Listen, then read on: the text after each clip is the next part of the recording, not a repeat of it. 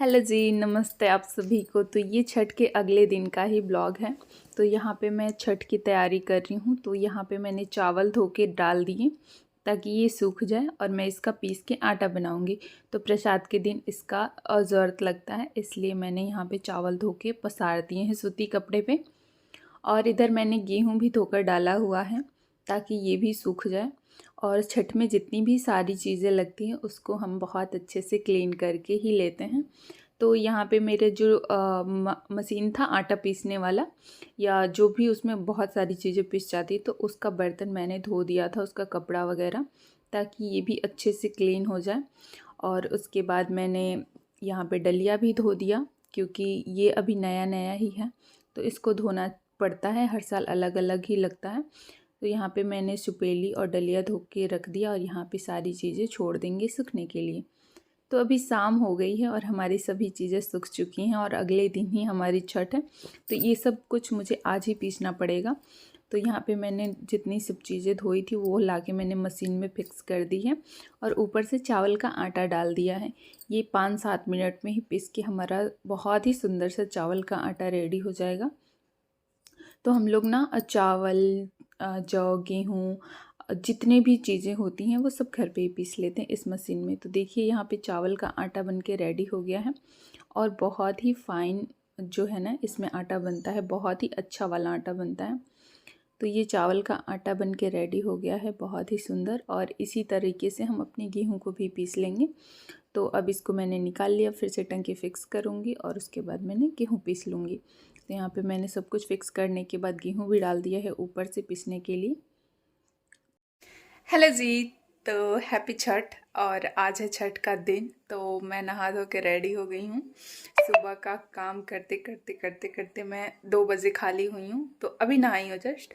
और अभी चल रहे हैं हम प्रसाद बनाने, जो छठ माता के यहाँ ठेकुआ और ढूंढी और पूड़ी लगता है, 3 चीज़ें बनती हैं, तो वो आज हम बनाने जा रहे हैं अभी। तो यहाँ पे मैंने अपना प्रसाद बनाना स्टार्ट कर दिया है और मेरे पास इतना वक्त नहीं था कि मैं प्रॉपर शूट करूँ, बहुत ऑलरेडी लेट हो रहा था। तो अभी मैं यहाँ पे रेडी हो गई हूँ और अभी हम लोग करेंगे सर पे पल्लू और चलेंगे पूजा करने घाट पे। तो यहाँ पे हम लोग निकल चुके हैं और हम लोग के यहाँ का रास्ता ना कुछ ऐसे ही कच्चा पक्का है और अभी हम लोग पहुँच चुके हैं। और ये अपनी खुद की बोलते हैं तालाब है, तो हम लोग के जितने आसपास के लोग हैं यहीं जाते हैं। और अभी सभी चीज़ें चढ़ चुकी हैं, पूजा स्टार्ट हो गई है और बहुत अच्छा लगता है पूजा करने में। और यहाँ पे मैंने कहा था किसी को कि तुम रिकॉर्ड कर दो, मैं तो जा नहीं सकती, दुल्हन हूँ ना मैं अभी, तो इसलिए। और यहाँ पे मैं दिख रही हूँ, शायद आप मुझे पहचान रहे होंगे।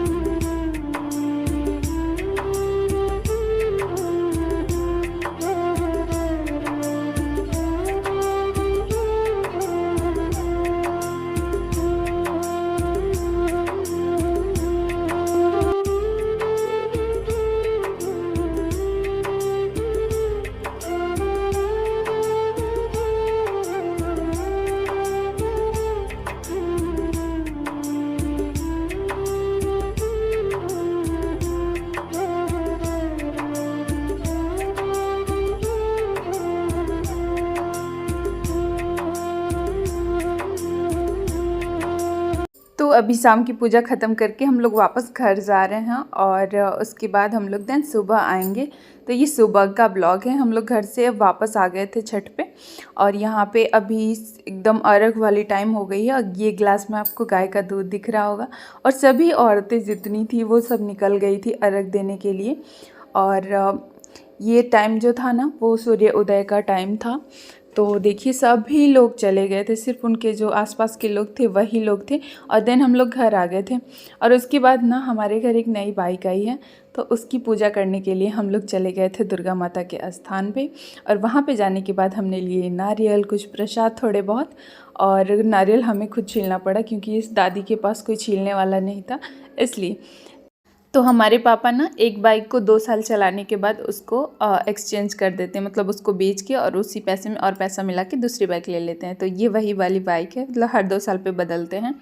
और हमने पूजा वगैरह कर ली, अब रक्षा बांध देंगे और चुंदरी, और उसके बाद हम लोग यहाँ से चलेंगे क्योंकि कुछ और सामान भी हमें ख़रीदने थे। तो दुर्गा माता को मैंने प्रणाम किया और फिर निकल चलेंगे हम लोग अपनी दूसरी जगह पे। तो यहाँ पे मैं जनरल स्टोर पे आई थी और घर के कुछ सामान लेने थे, तो वो लेकर हम लोग घर आ गए थे।